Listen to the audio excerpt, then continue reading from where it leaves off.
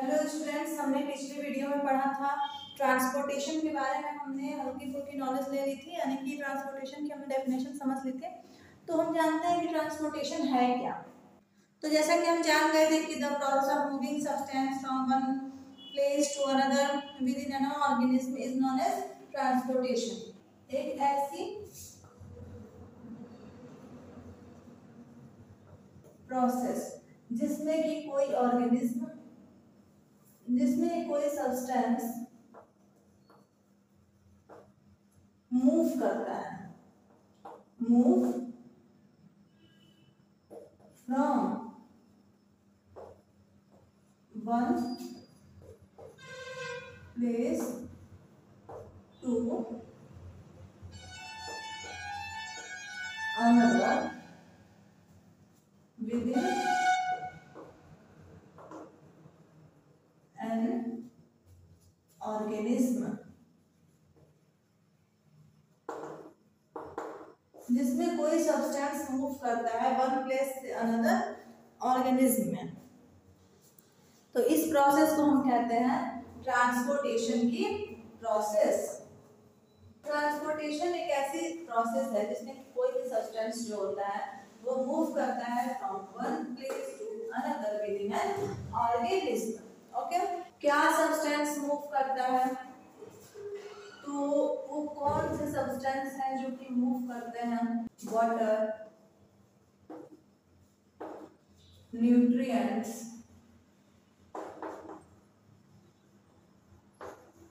And waste, ये move करते हैं from one place to another within an organism. देखिए, एक टर्म यूज होता है प्लांट। पहले हम समझते हैं प्लांट्स। प्लांट्स में आखिर मूवमेंट कैसे होता है? तो एक होता है जाइलम और एक होता है फ्लोएम। तो जाइलम के थ्रू होता है और फ्लोएम के थ्रू होता है। जाइलम क्या करता है? ये वाटर को एंड मिनरल्स को कहां से? रूट से अदर पार्ट में क्या करता है? पहुंचाता है।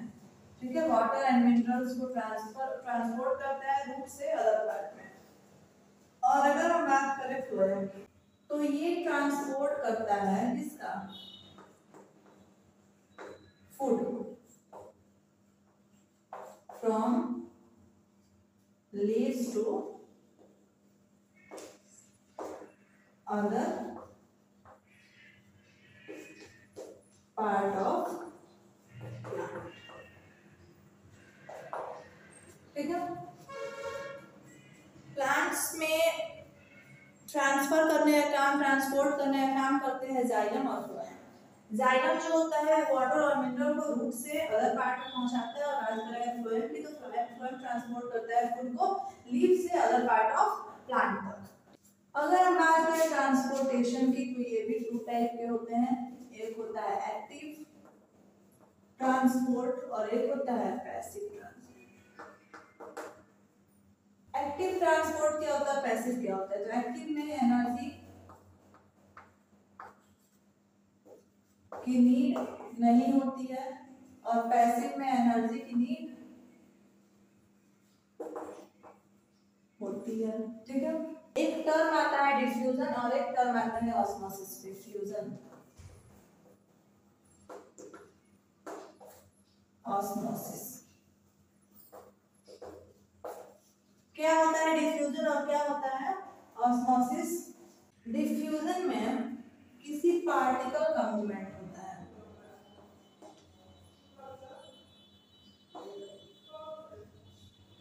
किसी पार्टिकल का मूवमेंट होता है lower concentration to higher concentration.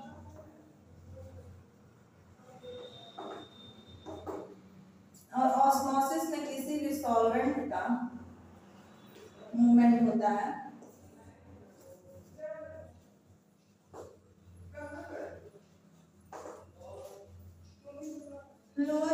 concentration to higher concentration.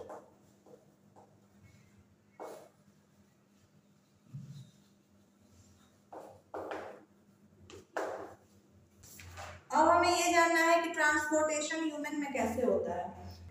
Transportation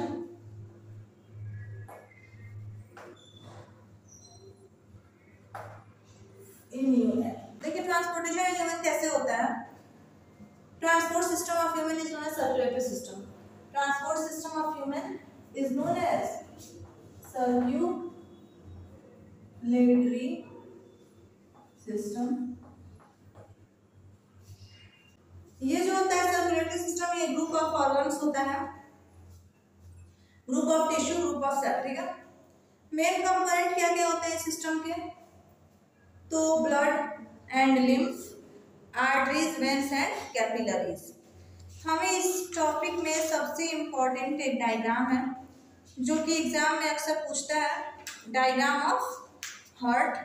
तो ये हम सबसे पहले समझ लेते हैं कि डायग्राम बनता कैसे इन इजी वे, तो फिर हम इसमें समझेंगे कि ब्लड का ट्रांसपोर्टेशन कैसे होता है। ये हमारा लास्ट टॉपिक रहने वाला है इस चैप्टर का।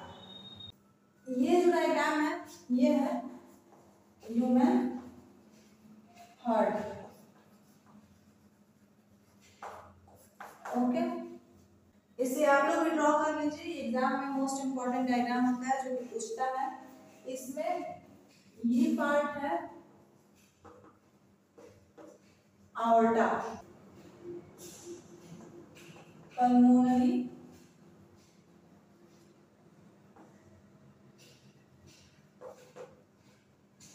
artery, pulmonary vein, mitral valve, aortic valve। ये है लेफ्ट एट्रियम और ये है लेफ्ट वेंट्रिकल, ये है राइट वेंट्रिकल और ये राइट एट्रियम। यहाँ है पल्मोनरी वाल्व,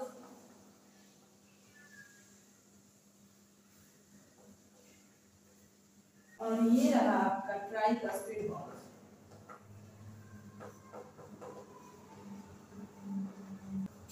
ये है सुपीरियर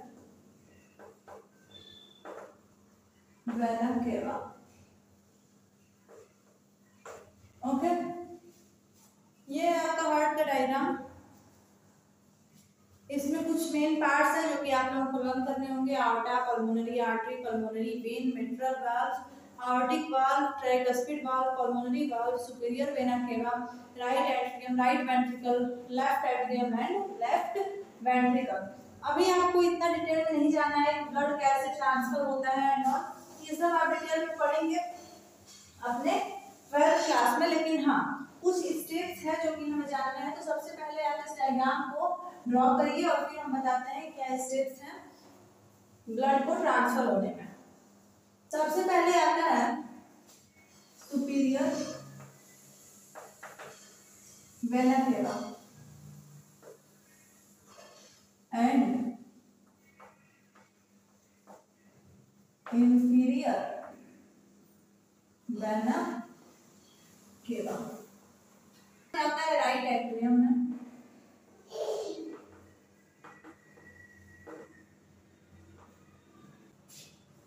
राइट एट्रियम से राइट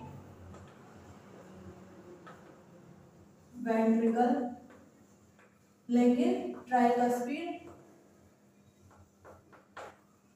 वॉल्व को क्रॉस करते हुए। उसके बाद आता है पल्मोनरी आर्टरी,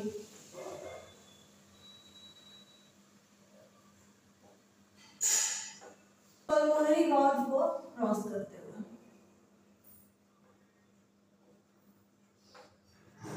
पल्मोनरी आर्टरी से आता है लंग्स में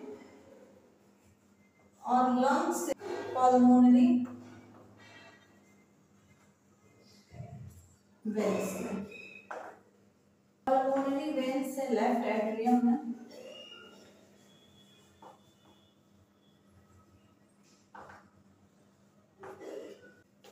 लेफ्ट एट्रियम से मिट्रल वॉल से क्रॉस होते हुए लेफ्ट वेंट्रिकल में, लेफ्ट वेंट्रिकल से आर्टिक वॉल्व को क्रॉस करते हुए, आर्टिक वॉल्व को क्रॉस करते हुए आवर्टा में पहुंचता है, और जैसे ही आवर्टा में पहुंचता है आवर्टा उसको कहाँ ट्रांसफर कर देता है, रेस्ट ऑफ बॉडी में। ठीक है, तो ये प्रोसेस है। इसमें सबसे पहले क्या होता है, superior vena cava and inferior vena cava send to right atrium, right atrium उसको ट्राइकस्पिड वॉल्व से होते हुए कहाँ भेजता है, राइट वेंट्रिकल तक, right ventricle pulmonary valve cross करते हुए पल्मोनरी आर्टरी में, पल्मोनरी आर्टरी लंग्स में, लंग्स जो है वो पल्मोनरी वेन्स में, पल्मोनरी वेन्स ट्रांसफर करता है लेफ्ट एट्रियम में, लेफ्ट एट्रियम जो होता है मिट्रल वॉल्व क्रॉस करते हुए लेफ्ट वेंट्रिकल तक पहुंच जाता है, और लेफ्ट वेंट्रिकल जो होता है वो आर्टिक वॉल्व क्रॉस करते हुए आवर्टा में, और आवर्टा उसको रेस्ट ऑफ द बॉडी में ब्लड को ट्रांसफर कर देता है। तो यही पे हमारा चैप्टर हो चुका है खत्म। लास्ट टॉपिक था इसका एक्सप्रेशन, पर एक्सप्रेशन हमने पहले ही डिफाइन कर दिया था जब हमने डायग्राम ड्रॉ किया था। ठीक है, तो जब डाइजेशन का डायग्राम ड्रॉ किया था तभी हम लोगों ने एक्सप्रेशन टॉपिक को भी क्लियर कर लिया था, जो कि पिछले पार्ट्स में है, तो आप लोग पिछले पार्ट्स की वीडियो कवर कर लीजिए। तो फिर ठीक है, इस वीडियो में इतना ही।